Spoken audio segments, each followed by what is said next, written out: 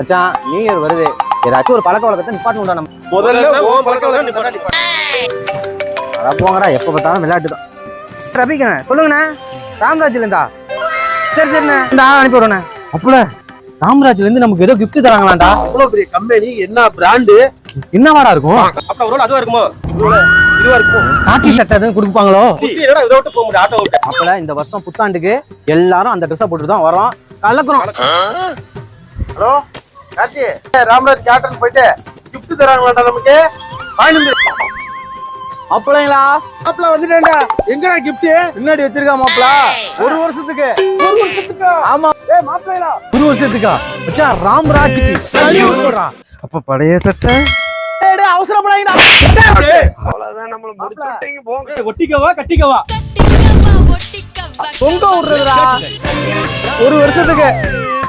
காலண்டா.